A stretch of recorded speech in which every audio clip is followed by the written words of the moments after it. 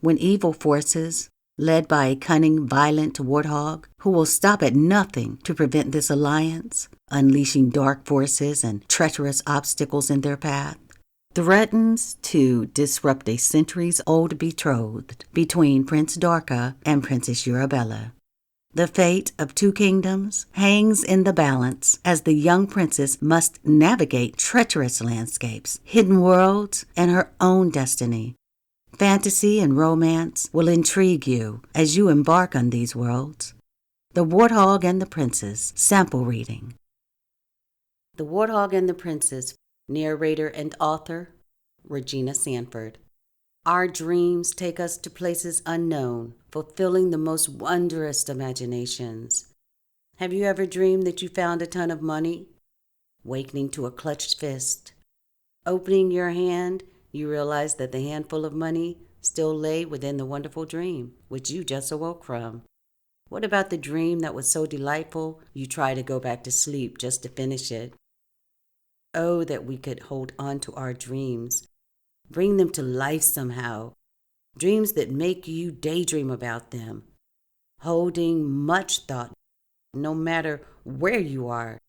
You just want the dream to become a reality. We all have those. What would we do without dreams? How awful to not be able to dream. I could not imagine, although I know some that have revealed that they no longer have dreams. Someone once told me that the older one is, the ability to dream leaves. Oh no, please, this cannot be true. I will not receive that lame tale. How will the princess be rescued if I cannot finish the dream? What will happen to the princess? She is so beautiful. Princess Urabella is her name. Her long curly black hair, with her big brown eyes. Her dress, the color of lavender and rose, flows behind her as she walks the massive hallways of her palace. She goes to greet her father early every morning, before the servants, even before her mother, Queen Miranda. She must have this alone time with her father, King Reho, for she knows that he has many to tend to during the day, and that she is not his only concern. Many her father have to attend to, supplying the needs within his kingdom, for he is a good king. He's no respect of persons, as all are equal in his kingdom, from the least to the greatest. The princess is not like the other princesses. She refuses to let the servants dress her or feed her. She even bathes and dresses herself too. Once, Princess Urobi came to visit her from another kingdom. She found Princess Urabella eating with the servants. Princess Urobi, with her fiery red hair and crimson dress, her eyes so brown they looked black, was beside herself. She screamed out, "What are you doing? I cannot believe my eyes. Surely they deceived me," she said. "You eat with the help?" she demanded to know. Princess Urabella turned in her seat and said, "Princess Urobi, how are you? Do come in. Sup with us. You must be very tired from your journey." The servants stood to bow to the visiting princess. Princess Urabella commanded them, saying, "All are welcome in my father's house. Sit, make happy, for your hour of serving will be upon you soon. There is much to do today, for indeed it is harvest day." Princess Urobi sat with her mouth open. She had never sat with a servant. The very thought turned her skin green. She was speechless. "Will you not eat with us?" Princess Urabella asked. "No," Princess Urobi said boldly. "For some reason, I have lost my appetite. I wish to retire. I feel as though my mind is playing tricks on me." "Very well," said Princess Urabella. "Leonie, take Princess Urobi to the guest chambers and see that she wants for nothing," Urabella requested of her servant. Leonie, with her hair yellower than the sun, and her eyes bluer than the ocean, her plain white and pink-trimmed knee-high dress, bowed to Princess Urabella. "And do not bow to me, Leonie," Urabella said firmly. How many times must I say this? To my father only shall you bow. Is that clear, Leone?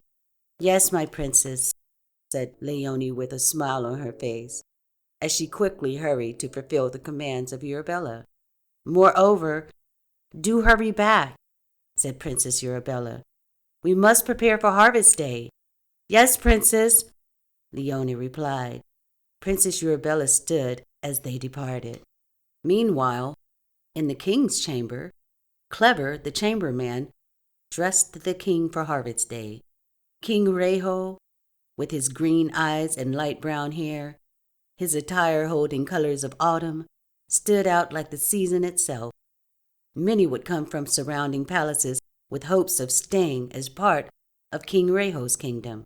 The other kings would bring gifts for King Reho and his family. The people from surrounding kingdoms would bring signed papers from their kings stating the good workmanship or trustworthiness of the servants and townspeople which desired to change courts. Queen Miranda was in her chambers. She had been dressed in the most beautiful purple and yellow silk-laced gown, which matched her light brown eyes. The gown had a train so long 8 servants had to carry it behind the queen. She said to her servants, "Make haste, girls, for this day my daughter's hand will be given. What a night this will be," said Queen Miranda, with her dark brown hair turned upward and swirled about in a bun, nestled very neatly underneath her crown. Princess Arabella would meet her prince for the first time. King Josiah, Queen Rohenia, and their son Prince Dorka would seek her hand in marriage, for they were espoused since birth, Dorka and Arabella. Meanwhile, on the other side of the valleys, there were kingdoms unknown by many of the townspeople and servants. Nevertheless, all of the kings throughout the lands knew of the darkness that held reign over those desolate kingdoms, for the dividing of the kingdoms took place many moons ago between their fathers and their fathers before them. This concludes our audio sample of The Warthog and the Princess. Look for the full audio version on iTunes, Audible, and Amazon. The Warthog and the Princess, Queen Raven's Return.